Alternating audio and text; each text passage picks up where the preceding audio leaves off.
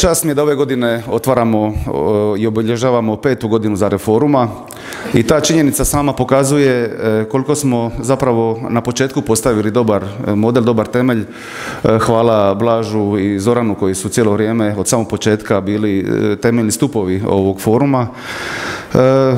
Mi smo postavili određenu kvalitetu na tom početku i otvarali smo različite teme koje su ponekad stvarno zvučale futuristički, apstraktno, ja bih rekao za neke i utopistički.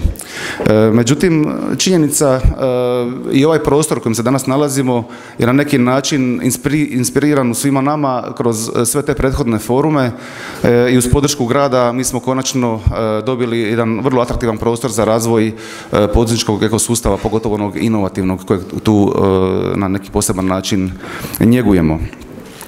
Vrlo je bitan kontinuitet rada jer nema brzih niti ima instant rješenja i zato je taj kontinuitet od 5 godina vrlo bitan da se promjene u društvu i dogode. I mogu reći da je sam razvoj kroz ovih 5 godina Zagreb foruma utjecao direktno i na rad razvojne agencije u kojoj zapravo se nalazi sukus onih koji su ovo sve skupa organizirali i ovim putem želim stvarno naglasiti zahvalnost svima koji su sudjelovali i doprinijeli, pogotovo zadnjih mjesec, 2 dana kad su se te pripremne aktivnosti vrlo intenzivirale. Neke od preporuka prethodnih foruma već žive u raznim strategijama, gradskim strategijama, društvenim strategijama, nacionalnim strategijama u koje smo kao sudionici, kao dionici ovog društva doprinijeli.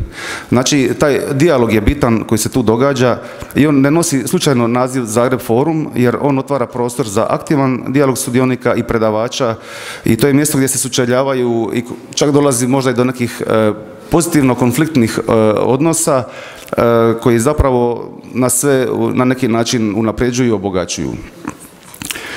Ono što želimo postaviti pitanje da li želimo kreirati svoju budućnost ili ćemo dopustiti drugima da nam je kreiraju. Zagreb forum podupiru svi oni koji prihvaćaju izazove društva i koji su spremni aktivno doprinijeti u razvoju kreativnog i produktivnog okruženja. Forum je već od prvog dana dobio međunarodan značaj, prepoznatljivost, te je značajno i prešao granice grada i nacionalne granice.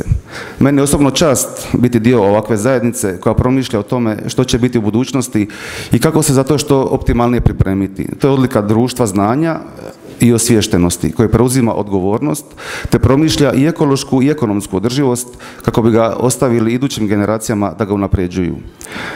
A i dalje, kao i svake godine, naglašavamo važnost poticanja i primjene kreativnosti u društvu. Nastavljamo promovirati društvene megatrendove, te smo ove godine stavili poseban naglasak na nužnost zadržavanja talenata koji svojim znanjima mogu kreirati dodanu vrijednost kroz inovativne proizvode i rješenja.